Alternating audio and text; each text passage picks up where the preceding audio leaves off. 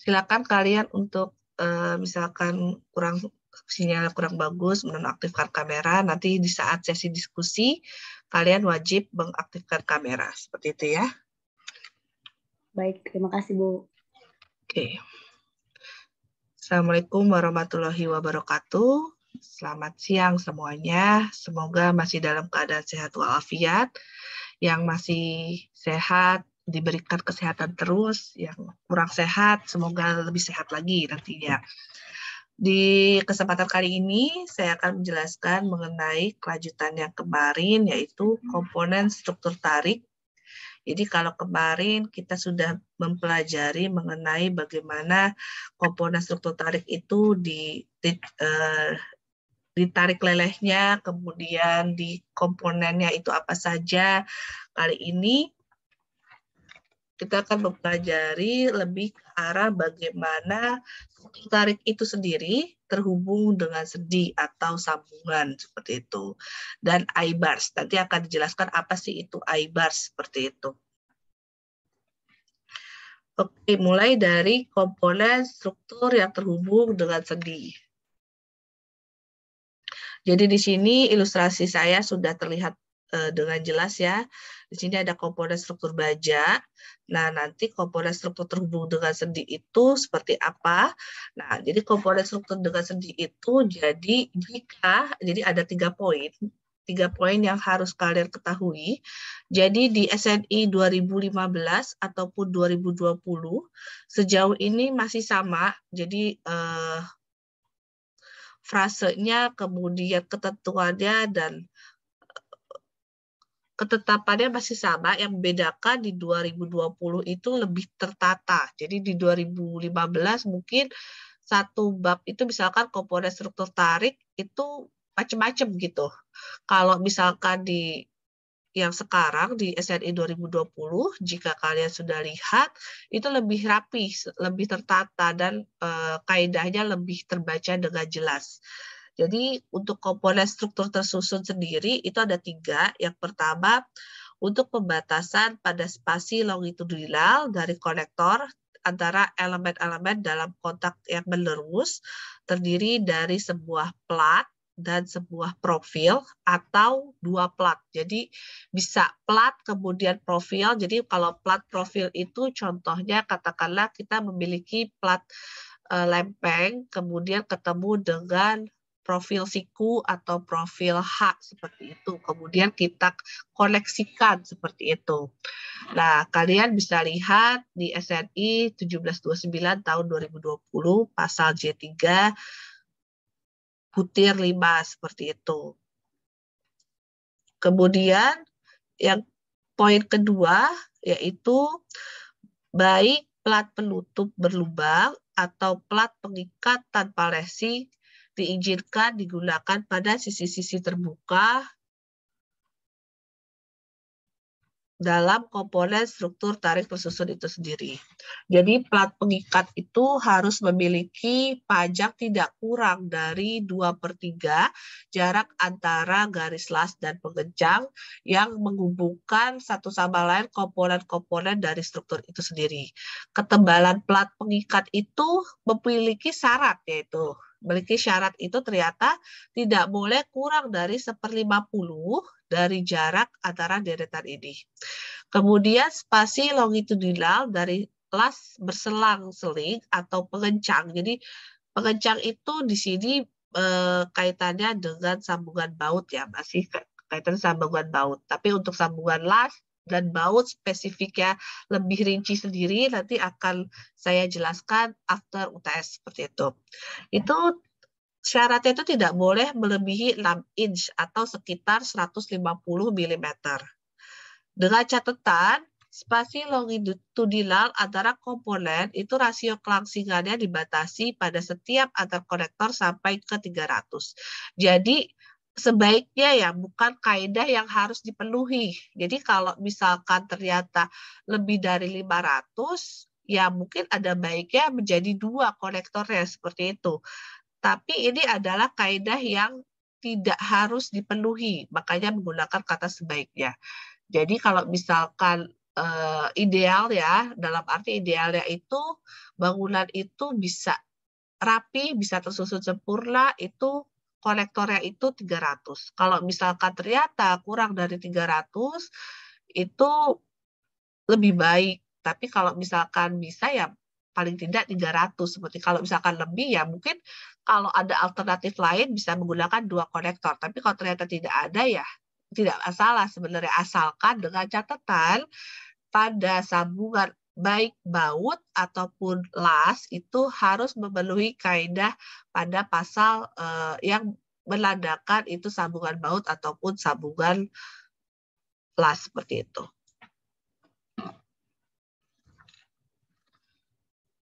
Nah, untuk rumusannya sendiri, yang pertama ada ketentuan kekuatan tarik. Jadi ada kekuatan tarik desain. Jadi kekuatan tarik desain atau notasinya PTPN dan kekuatan tarik tersedia, notasinya PN dibagi omega T. Perbedaannya adalah PTPN ini adalah DFBT.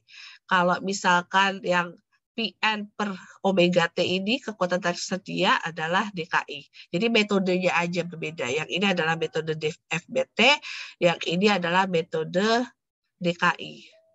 Dari komponen struktur terhubung sendi harus nilai terendah yang ditentukan dengan keadaan batas dari keruntuhan tarik itu sendiri. Kemudian keruntuhan geser, tumpuan, ataupun pelelehan. Jadi ada 2 poin. Jadi yang pertama, untuk keruntuhan tarik pada daerah efektif neto. Nah, itu rumusannya adalah nilai PN sama dengan FU gitu kan ya, dikali 2 tebal dari si penambang itu atau TBE, di mana PT-nya itu 0,75 dengan metode DFBT dan omega T-nya sama dengan 2 dengan metode DKI. Kemudian dengan untuk keruntuhan geser pada daerah efektif, di mana nilai PN atau tarik desainnya sama dengan 0,6 FU dikali ASF. Dengan PSF-nya itu 0,75 dikali dengan nanti PN-nya ini. Kalau misalkan dengan metode DKI sendiri adalah 2 dikalikan dengan nilai PN dibagi dengan 2. Jadi kita balik lagi ke kaidah tarik desain dengan metode DFBT dan tarik tersedia dengan metode DKI, gitu ya. Kemudian ada yang poin kedua adalah persyaratan dimensi. Jadi persyaratan dimensi yang pertama, lubang sendi harus ditempatkan di pertengahan antara ujung-ujung komponen struktur pada arah tegak lurus terhadap gaya yang digunakan. Jadi artinya bila sendi yang diharapkan memberikan pergerakan relatif antara bagian-bagian yang terhubung akibat beban total, diameter lubang sendi ternyata tidak boleh lebih dari 1/32 inch atau sekitar 1 mm lebih besar daripada diameter sendi. Kemudian yang kedua, lebar pada lubang sendi itu tidak boleh lebih kecil dari 2 BE ditambah D. Dan perpanjangan minimum atau sebesar A di luar dari ujung tumpuan dari lubang sendi paralel terhadap sumbu komponen struktur itu sendiri dan tidak boleh lebih kecil daripada 1,33 BE.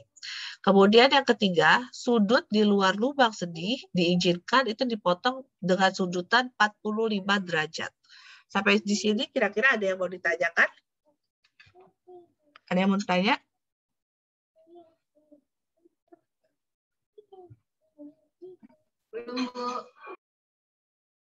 Oke.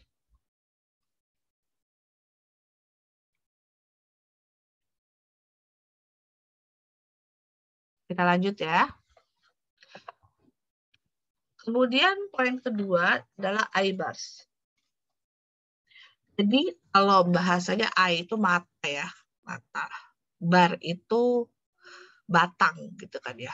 Jadi artinya sebuah batang lurus, misalkan logam, biasanya logam, aluminium jarang sih logam kebanyakan, dengan lubang mata di setiap ujungnya untuk memasang komponen lain. I-bar sendiri digunakan dalam struktur seperti jembatan dan pengaturan lainnya yang menerapkan tegangan yang tidak pernah kompresi atau tekan. Jadi tidak pernah mengalami gaya tekan. juga disebut sebagai konstruksi pin dan I-bar jika pin digunakan. Jadi I-bar sendiri ada syaratnya, jadi kekuatan tarik tersedia dari I-bar itu ditentukan di dalam SNI 2020 di pasal D2 dengan nilai AG sama dengan sebagai luas pelapang tubuh itu sendiri. Jadi untuk tujuan perhitungan, lebar tubuh I-bar itu tidak boleh lebih dari 8 kali ketebalannya. Persyaratan dimensi dari ketentuan I-bar itu. Jadi yang pertama, I-bars harus dari ketebalan yang merata, tanpa kekuatan di lubang sendi dan memiliki lingkaran kepala dengan batas luar konsentris dengan lubang sendi itu sendiri. Kemudian yang kedua, radius dari transisi antara lingkaran kepala dan tubuh I-bar tidak boleh kurang dari diameter kepala.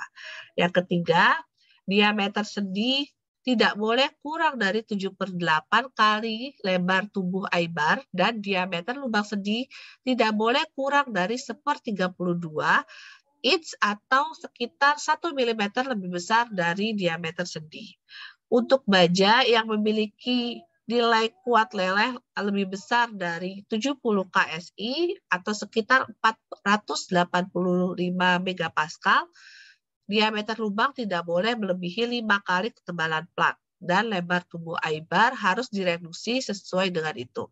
Kemudian yang terakhir, ketebalan yang ternyata kurang dari setengah inch atau sekitar 13 mm hanya diizinkan jika mur eksternal disediakan untuk mengencangkan plat sendi dan plat pengisi dalam kotak yang terlindung. Kemudian lebar dari tepi lubang harus lebih besar dari 2/3 dan untuk tujuan kita desain atau perhitungan itu tidak boleh lebih dari 3/4 kali tubuh I-bar tersebut. Nah, itu beberapa kaidah. Sampai di sini ada yang ingin ditanyakan sebelum kita lanjut ke contoh soal? Ada yang ingin ditanyakan?